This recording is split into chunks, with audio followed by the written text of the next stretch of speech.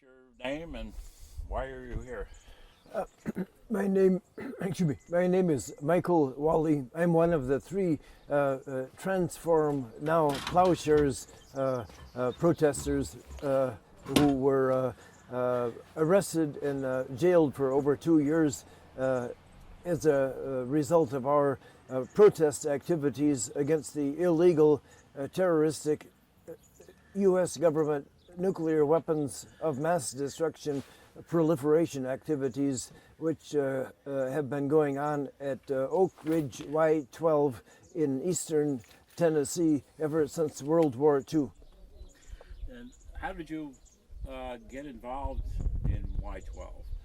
I mean, how did you, in your life, I mean, when did you start paying it, quote unquote, attention? We all have different stories. And what's your story? When did you learn to begin to pay attention? My own story is that I was very old by the time I started paying attention, but most people here started when they were in utero. So, Yeah. So what?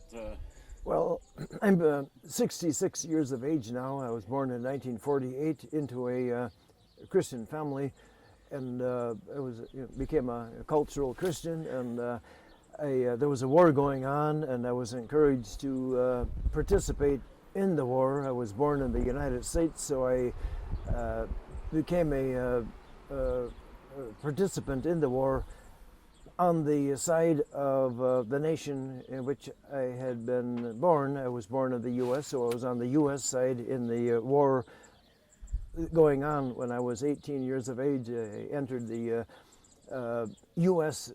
Army, fighting against the various countries in Southeast Asia. I went to war. I was in the U.S. Military for over 3 years. I spent 2 years in Vietnam. I was discharged when I was still 21 years of age, and it was only years later, in the 70s, still, when I became a serious Christian. I was in like 3 different psychiatric hospitals of the Veterans Administration after I was discharged in the 70s. But then So there was some experience in Vietnam that was transformative. I mean, not really, no. I was like most of the, I'm just guessing, you can research this, but I think maybe 5 million, something like that, U.S. Citizens participated in the Southeast Asian war activities, and I was one of the, like most of the U.S. troops or military there. I had a supportive non-combat role. I worked as a clerk. I was working as a clerk in a military police office in Da Nang, in the northern part of South Vietnam. At the time when I heard on the Armed Forces radio that Dr. Martin Luther King had died on April the 4th of 1968, I wasn't listening to prophetical people like him who had condemned as unjust the Vietnam War, and I was just out of it. I was just dealing with the U.S. government as if the U.S. government was God, and that I had no serious religion. I became a serious Christian years later, after I got out of the VA psychiatric wards of 3 different hospitals in the 70s. Then I became a serious Christian, and right off the bat, I opposed nuclear weapons. I just like I said when I was at trial, I said that Jesus and the Virgin Mary have no military weapons in heaven, and that was something that was very clearly obvious to me. I'm not a technician. I don't know how to make a bomb. I don't want to find out how to make a bomb. I just know that they came from hell, and we've got to send them back to hell. Yeah. So then you got into the Plowshares movement somehow, or became a Catholic worker. So yeah, well, I was a Catholic, and so therefore I oppose armaments and violence and war making. There's a great admirer, like these people gathered here together, of lonely voices of the past, who, like Dr. Martin Luther King, he condemned nuclear weapons in 1959. Dorothy Day didn't wait for the Pope, didn't wait for the bishop. She condemned nuclear weapons of mass destruction 1 month after the war crimes, murder of over 200,000 people by the U.S. government at Hiroshima and Nagasaki. She condemned them. Ben Salmon opposed the World War I. He was a lonely voice. I didn't even hear about his, I didn't even remember hearing his name until many, many years later. But I became a serious Christian, and therefore I oppose armaments, violence, war-making, war-based economy, all these U.S. government ongoing war criminal activity, including the assassination campaign, the illegal weapons, the drone bombings, the murder of millions of unarmed civilians, that sort of thing. Yeah, and so this recent action at Y12. I mean, someone asked me, why do they call it Y12? Is that? This is hearsay, and you can research some of these things. I heard that when the U.S. president at the time of World War II was Franklin Roosevelt, he was advised that it was feasible, possible to develop a highly effective super bomb that was capable of winning the war. And so he, having been advised that it was feasible, the U.S. government, in great secrecy, had what was called the Manhattan Project, and they developed various sites around the United States, including in New Mexico, in the state of Washington, Hanford, and in eastern Tennessee. They scouted out the area, and like my co-defendant, Sister Megan Rice, said, they determined that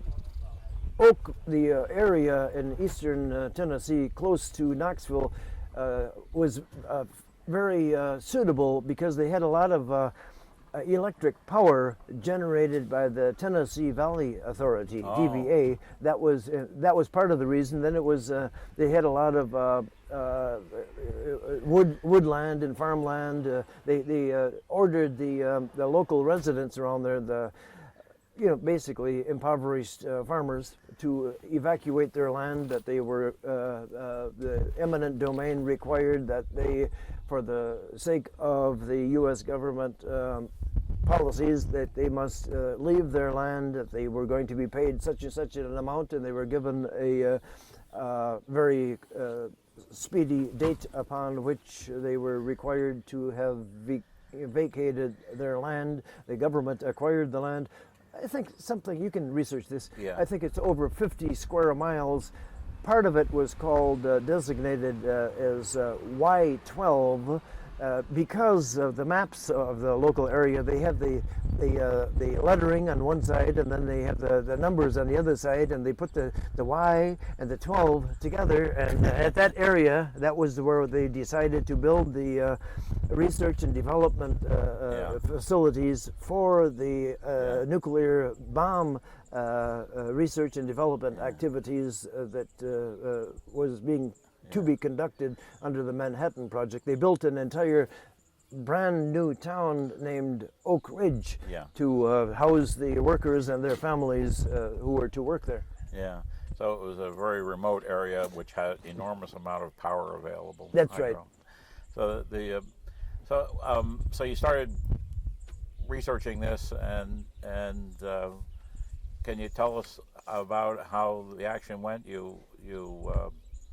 I read the New Yorker article that you mentioned the other day, and can you briefly summarize what was in that, or you want the Eric Schlosser, he wrote the article. He researched it and did a great deal of travel, and the substance of the Oak Ridge Y12 protest activity, and all of the Plowshares protest activity, which started in 1980.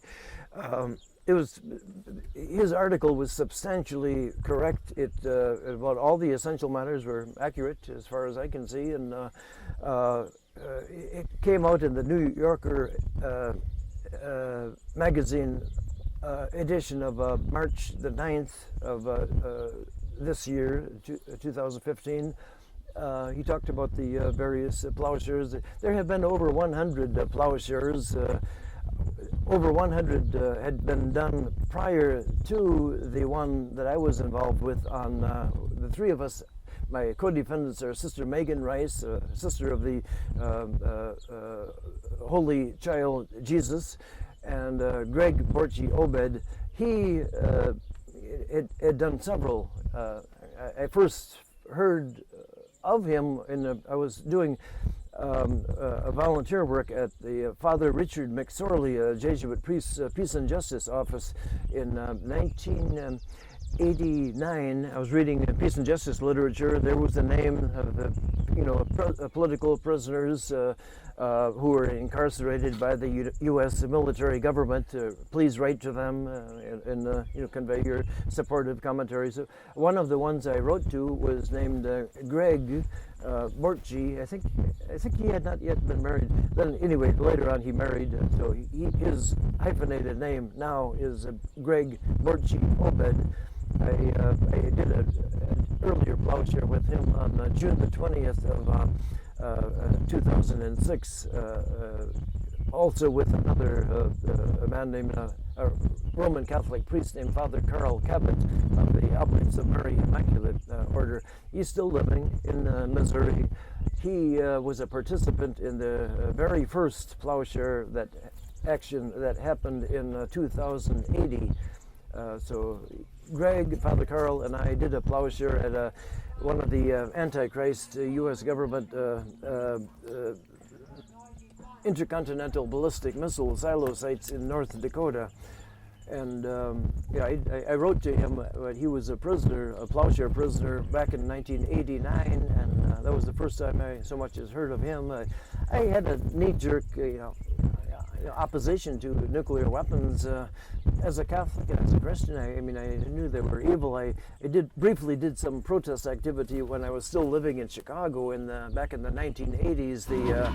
The Morton Thiokol company that produces that iodized table salt with the picture of that little girl with an umbrella spilling salt. They also have the contract for the propellant to carry the missiles that target any area of the world with they carry the nuclear weapons to any targeted area anywhere in the world, and so the Morton Thiokol company had the contract for the propellant to carry these weapons around the world. I briefly protested at their corporate headquarters in Chicago before I so much as even met one of the plowshares activist people. Yeah, I understand you're living in Washington now. That's right. Jonah? That's right. Much of the time, ever since 1987, I have lived and worked and done live-in volunteer work in Washington, D.C. The first place I lived in Washington, D.C. was when I got out of prison for opposing the Central Intelligence Agency war crimes.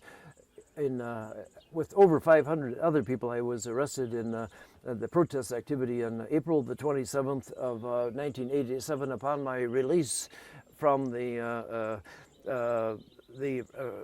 county jail in Virginia. 15 days later, I hitchhiked to Washington, D.C. I didn't know anybody. And the buses had gone back to Chicago, and I thought that was a needy area of the Lord's Vineyard in the Washington, D.C. area. Yeah. So the person I got a ride with, I told him of my hopes to, continue my ministry in the Washington, D.C. area. And he said, well, there's the organization called Sojourners. Maybe they can take you in as a live-in intern or live-in volunteer. So he dropped me off there, and the woman behind the desk at Sojourners, she said, well, no, we don't have any spaces available right now, but I know Margaret Howells over at the Dorothy Day Catholic Worker House. Let me give her a call and see if they can, you can work with them on their projects and in their life and work among the poor. She called them.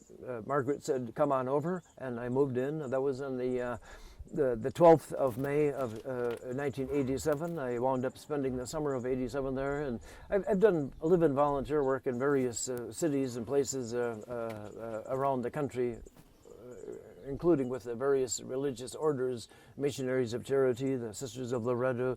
I was a volunteer with the Jesuit Father Richard McSorley, who coined the term, "It is a sin to build a nuclear weapon." So he reinforced what attitudes I had against the warmongering and the U.S. government state terrorist activities going on all over creation in June of 2015. No, so what advice would you have for young people today regarding the issues that you hold dear to your heart? Well, I would just remind one and all that it's not my job to invent God's will. Jesus himself came to earth from heaven for the purpose of doing the will of God the Father who had sent him. Nuclear weapons are devilish. Jesus made a peace offer. He said, "My peace I give you, not as the world gives it." He told me to store my treasures in heaven. He says, "The blessed are the peacemakers." I'm one of those. I make in my own way. We haven't been very effectual, but others before us have condemned militarism, armaments, and violence and warmongering. The Catholic Church supports the United Nations. All the popes, since it was founded in San Francisco, California, have endorsed the United Nations. The Catholic Church now opposes torture. Crucifixion is illegal now. The U.S. government signed on to all sorts of international laws, which under the Article 6 of the United States Constitution render the U.S. government torture policies illegal. Sadly, in June of 2015, the U.S. government continues to use torture as an instrument of policy, but we have progressed to the point where it is now illegal. And I support the rule of law. I'm not an anarchist. I admire Dr. Martin Luther King, who denied being an anarchist. He denied being a capitalist. He denied being a communist.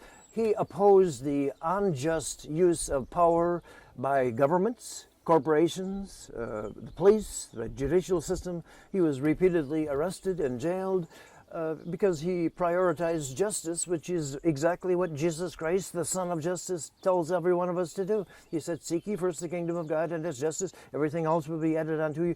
And I want to thank all the many, many people in the U.S. and various countries around the world who supported all three of us, Transform Now Plowshares, in our efforts to oppose U.S. government war crimes and terrorist activities.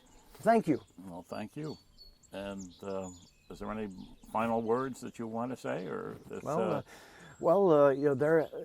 there are no silver linings in the mushroom clouds. They came from hell. We've got to send them back there to hell forthwith. The U.S. government is, even now as we speak, having funding and plans and preparations to perpetuate this Antichrist nuclear weapons stockpiling and proliferation until calendar year 2080. Yeah. They are in lawless non-compliance with their own legal obligations under the 1968 Nuclear Non-Proliferation Treaty. Why do they talk about peace and democracy and the rule of law? Why do they give lip service to Dr. Martin Luther King when they hate him and his nonviolence and his condemnation of the war weapons and warmongering? And why do some people, it's a mystery to me why some people call themselves Christians, given the fact of their support for this U.S. government Nazi warmongering and lawlessness. Yeah. Okay. Well, thank you. You're welcome. Michael. You're welcome. Good luck. Thank you. Thank you. Thank you.